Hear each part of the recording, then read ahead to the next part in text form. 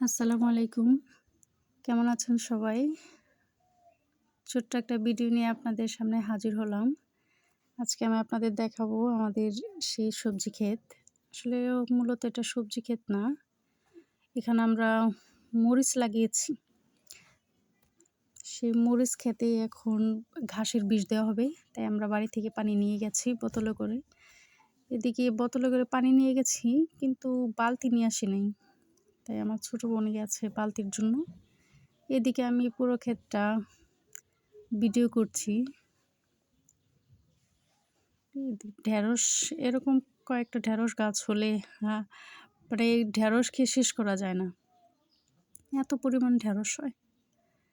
এখানে সবজি বলতে সবজি আছে হচ্ছে চাল কুমড়া, ঢেঁড়স, করলা, দুন্দুল।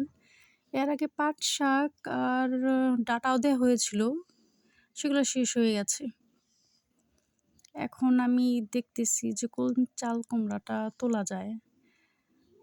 কারণ চাল কুমড়াগুলা বেশ বড়। একটা সবজি নিলেই হয়ে যাবে। তাই আর অন্য কোনো সবজি নেব না আমি। দেখতেছি যে আসলে কোন চাল কুমড়াটা উঠানো যায়।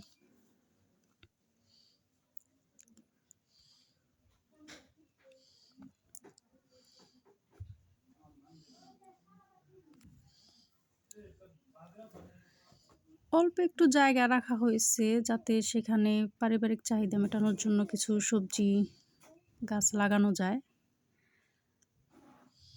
এদিকে দেখি আমাদের একটা দুন্দুল অনেক বড় হয়ে গেছে, যা এখন আর খাওয়া যাবে না।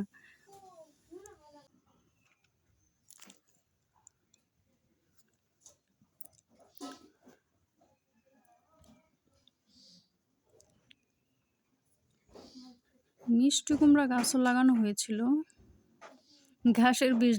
এর আগে ঘাসের বিষ দেওয়ার সময় এই গাছটা মরে গেছে। ক্ষেতে প্রচুর পরিমাণে এত পরিমাণ ঘাস হয়েছে ক্ষেতের মধ্যে যে এখন ঘাসের স্প্রে করতেই হবে।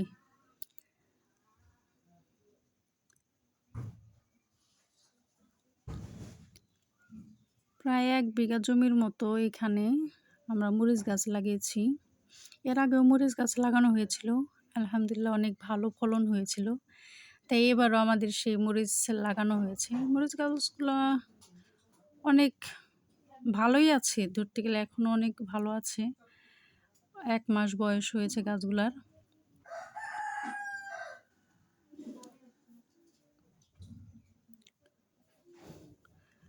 আসলে ঢেঁড়স গাছটা একদম ছাতার মতো। তাই আমি গাছটার আরেকবার ভিডিও করে নিচ্ছি।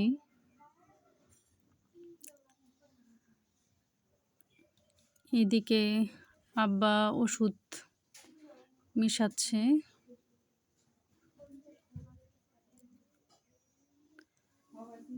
এখন আমি যাব চাল কুমড়াটা তুলতে। তাই আমার ছোট বোনকে বলছি যে ও যেন কাটে। আমি এক হাত দিয়ে ধরবো, ও কেটে দেবে। কিন্তু আমি এক হাত দিয়ে ফোন ধরে আরেক হাত দিয়ে ধরে রাখতে পারি নাই। চাল কুমড়াটা পড়ে গেছে মরিচ গাছের উপরে। কিন্তু মরিচ গাছটা ভাঙে নাই। অনেক ভয়ে ছিলাম যে গাছটা ভেঙে গেল কিনা। না, আল্লাহর রহমতে গাছটা অনেক ভালো ছিল। ভাঙে নাই। আমার ভিডিওগুলো যদি আপনাদের ভালো লেগে থাকে অবশ্যই চ্যানেলটা সাবস্ক্রাইব করে পাশে থাকবেন। লাইক, কমেন্ট, শেয়ার করবেন। সবাই ভালো থাকবেন, সুস্থ থাকবেন। আল্লাহ হাফেজ।